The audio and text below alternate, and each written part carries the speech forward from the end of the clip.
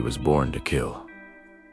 But that day, something inside him broke. A cougar, fierce, hungry, a true king of the forest, had just made his kill. High above a pine tree, he feasted on his prey, a mother bobcat, who fought to protect her young. When the forest grew silent, he lay back on the branch, full and tired, until he heard it.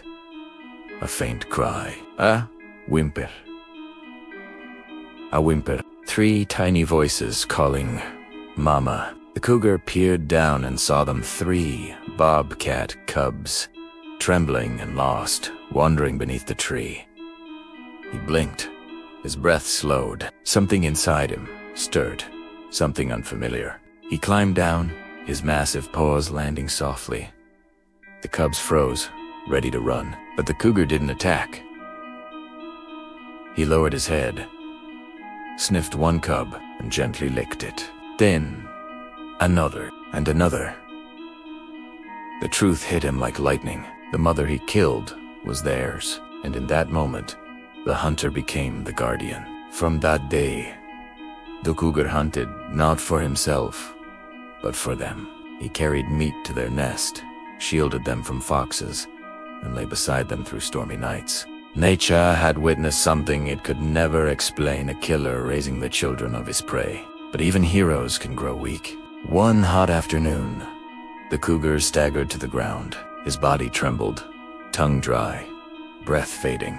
That's when a man appeared.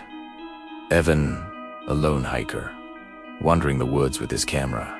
Stopped cold before him lay a massive cougar beside, a severed bobcat head. At first, Evan thought he'd stumbled on a scene of horror, until he saw the cougar lift his head not to attack, but to plead. His golden eyes begged for help.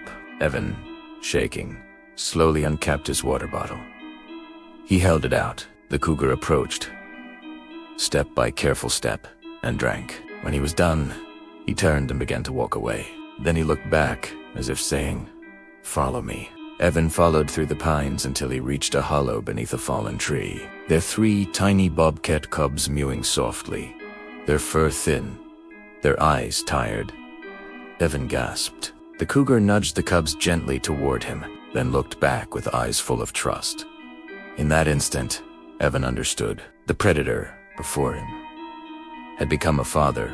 Days turned into weeks. Evan returned with food, milk, and water. The cougar waited every time, silent, loyal, protective, until one morning, Evan brought a small crate, soft blanket inside. He gently lifted the cubs and placed them in it.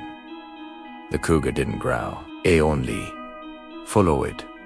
Step B, step all the way back to Evan's home. At first, Evan's children were terrified, but soon, laughter filled the house. The bobcat cubs played with toys, wrestled with the kids, and slept by the fireplace. The cougar watched them all, always calm, always gentle, his wild heart learning the meaning of peace. He became part of the family. The neighborhood called him Ghost for his quiet grace. At night, Evan would sit on the porch, the cougar beside him, both staring at the stars, 2 protectors from different worlds. Years passed. The cubs grew strong and beautiful. The cougar grew older, his fur grayer, his step slower. Then one morning, the forest called. Evan woke to find the back door open, paw prints leading into the wild. He followed them until he reached the same pine where it all began. There stood the cougar, proud, majestic, and beside him, 3 grown bobcats. Evan's eyes filled with tears. He knelt and whispered, "You did it. You saved them." The cougar lowered his head, pressing his forehead to Evan's hand, a silent thank you. Tene turned, leading his adopted family back into the forest. Months later at sunset, as Evan sat with his kids, a shadow moved at the tree line. Out stepped the cougar, and Ben in him, the 3 grown bobcats. They didn't come close, but close enough for Evan to see their eyes. Peaceful, grateful. Home the cougar gave a low purr. Deep intently, then turned and disappeared into the forest forever. Evan smiled through tears, because he knew, even in the wild, Love never fades. Even the fiercest heart can learn compassion. Love and kindness can grow in the unlikeliest of places, even in the heart of a predator. If a creature born to kill can choose mercy, what's stopping us from choosing kindness every day?